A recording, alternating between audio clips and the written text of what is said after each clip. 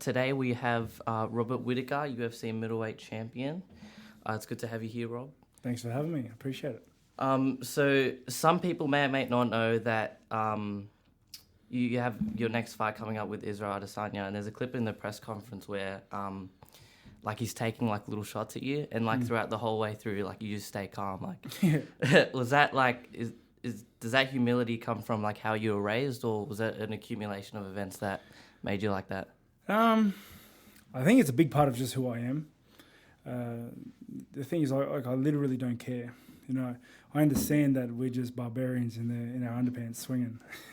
At the end of the day, we're not neurosurgeons, so we're just entertainment, and I understand that. So I think a lot of athletes try to make themselves feel more special than they are, or they think themselves more important than they are. But I like to think I'm pretty down to earth with that. I know what I am, who I am, and in doing that, he's just running his mouth. Most of the stuff he says doesn't make sense. so it's very easy for me just to sit there and let him make a fool of himself. Yeah, so that's pretty funny. But so can you explain how can you explain how your upbringing was and how you went from all the way there to becoming one of the top-notch fighters in UFC? Upbringing from when?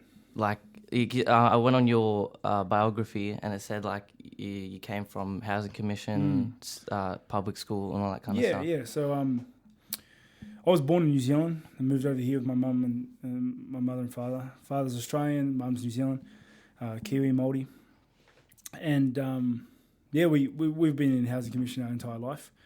It's it's all right.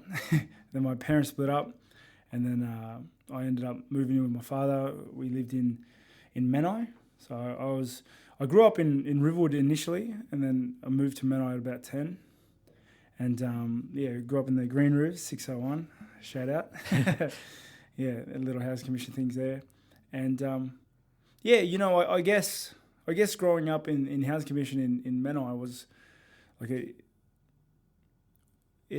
I developed some insecurities about my financial status, I guess, or lack thereof. Yeah. So I had some insecurities because there weren't a great deal of housing commission estates in Menai. In Riverwood, didn't know what housing commission was. They're all units and townhouses, and that's just how it is. Everyone's the same. But in Menai, there was a big difference. And I definitely developed some insecurities as a kid, but I think through sports especially, and primarily through sports, I overcame those insecurities, and I am the man I am today. So I saw in a previous interview where you said you were playing rugby at first, and you were playing rugby and doing martial arts at the same time. And you said that you fully went to martial arts even though you were better at rugby. How did you make that decision where I'm going to do martial arts instead? Yeah, I always did rugby league and combat sports together. And it was one of those things, but I was always much better at rugby league than I was at martial arts. And but I was having a hard time of getting the looks that I needed in the rep sides, or It's just one of those things, it's kind of a big thing is who you know, sort of. And apart from that, I also, so it's not just that. I'm not going to go out there and complain, I didn't know anybody. Yeah. Another big thing was that I had a crushing nervousness when interacting with other people. I think I would, if I had to look back and psycho myself, I'd say it was due to my insecurities of everything growing up. I had a lot of insecurities growing up. How did you overcome that, those insecurities? That's kind of the journey. My thing was I did sports, and I did combat sports, and through doing combat sports, and anybody who's done combat sports has started on the other end of the jab, right? Has started on the other end of the mat, or has started on their back if they're wrestling, is being tapped. I feel that is humbling, and I feel like it was a rite of passage for me. I went through that phase, and it was humbling. You really get a grip of who you are, and what matters. And even like, and I'm not saying as soon as I did martial arts, that was it. I knew who I was and I'm good. Like, it's a journey. Like, it's life. It's a journey. And I feel like I'm still learning today better and better who I am, as well as who I am changes with every year. Yeah. You know, it's complicated. It really is. But it was my life's journey of martial arts and combat sports is who I am. If that makes sense. Yeah, you know, it does. That's my journey, and that's the path that I've walked, and that's how I found myself. Yeah. And I think people find themselves in their own ways. It doesn't need to be martial arts. It could be through education, it could be schooling, it could be family, it could be friends, but you just got to find your journey and understand that it is a journey. Yeah.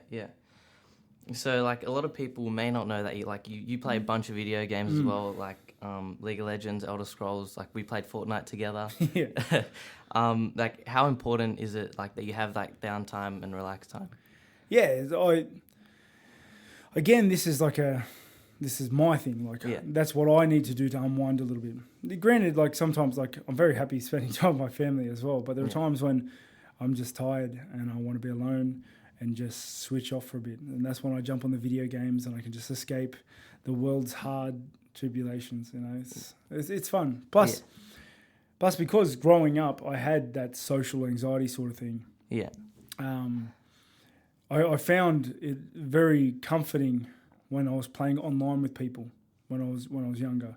So online games were a big draw to me because there's no houses online. You know, for like, because like it's the page that I'm running, there's like a lot of like year 12s at the moment, year 11s that kind of like feel anxious and pressured, like, because like that's what kind of society's like paved the way for us, in the sense of when you finish year 12 you should go to uni and all that. Like, did you finish school? I did U12, but I didn't get a ATAR. Yeah, I didn't get an ATAR. I just went through year 11 and 12. I think I was just trying to bide my time before getting a trade. I always knew I was going to get a trade. I could have dropped out in year 10. Yeah. And but I wanted to live that school life that little bit longer. Yeah. So for those people that feel anxious and pressured, like, what would you say to them, like, now that you've gone past year 11 and 12, and how old are you now, 26 or something, 28? Like, what would you say to just young people like us? Don't stress. Do what you enjoy. Now, I'm not saying, don't stress, be carefree and don't study and don't work hard. Like, if you want to be successful, you need to work, period. But don't stress out about it, because you're going to do your best, and that's all there is to it. You know, there's multiple paths to climb a mountain. You don't need to follow one path. You don't need to follow one track. You know, and there are a lot smarter people than me who have complaints about the education system that is in place at the moment. You know, it's not the be all end all. It's not right. It's not always right. You know, you gotta find what you're good at. You know, you hear success stories all the time of dropouts that end up becoming billionaires. Yeah, because they work hard. Yeah, exactly. In my circumstance, I love sports. I had a passion for it, and I made sure that I trained hard. I trained very hard. Did I put all my hopes and dreams into that one basket? No. I also knew that I had to make a wage to make a living. So how did you, like, is that the how important do you think it is to make a big platform for yourself, just in case that the sport didn't go how you wanted it to go? Oh, you can't. It depends, like, the sort of person you are. I'm a very much, coming from the financial background that I did, I like knowing that there's always a plan B. Yeah. I like knowing that if, like, it starts hailing fire, I know what I'm going to do. Like, I'll be all right because I'll do X, Y, and Z. See, I knew that I would get a trade after school because I didn't want to do school again in university. Understandably, it's very different, but I didn't want to do that. School wasn't particularly for me, even though I stuck it out. Yeah. Okay. So I knew I would go to a trade, and trade life agreed with me. Like, I liked trade life. Yeah. That's just me. But I also knew that it was always going to be 50-50. I was always going to work the trade and my job to earn a living, but I knew that in every time that I could, I was going to train because that's who I was. Yeah. I didn't know that's who I was at the time, but it was always there. It was something that I always wanted to do. Did you have like while you were doing trade, did you still have that vision of I'm going to be a fighter? I never had that vision, period. I never thought I would join the UFC. I never thought I would be champion. I didn't do it. I didn't believe in any of that. Very glasses half full sort of guy. So I was just happy being who I was. I was very happy just being a fighter, living that lifestyle, living that life. And that was kind of the first step for me trying to understand my identity a bit more. Very, very lightly touching and a little off at the start, but it led me down the right track. Well, one last question before I end it off. For the fight with Gastelum, you had a hernia. Like, how did you deal with like setbacks like that? It doesn't have to be that setback, but how do you deal with setbacks in general? Let me clarify. It was a twisted bowel. Yeah. Internal hernia. Yeah, because I saw on all of the articles online it was a hernia. Because you can live with a hernia. You can't live with a twisted bowel. Trust me. Yeah. Life's filled with ups and downs. I mean, generally I like to say when it rains it pours. It does. So I was pretty beaten down at that stage in my life. But fortunately enough for me, I've made sure that I've surrounded myself with good people. I have my family there. I have a beautiful wife. I have beautiful kids, and they're there for me. They're there for me. Doesn't make it any easier. Yeah. But you can cope.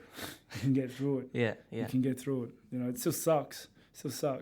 And like I'm the sort of guy like everyone's like, at least you walked away from your life.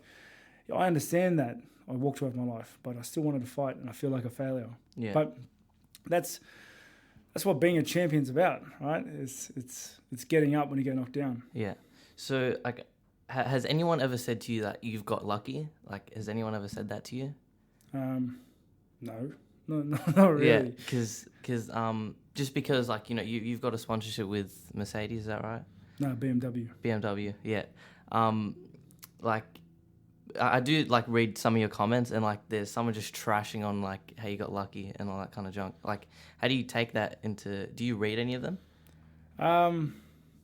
Sometimes, but there's haters out there. It's like, it depends. It's like the no nonsense, like the stupid hate comments, like don't even make sense. Yeah.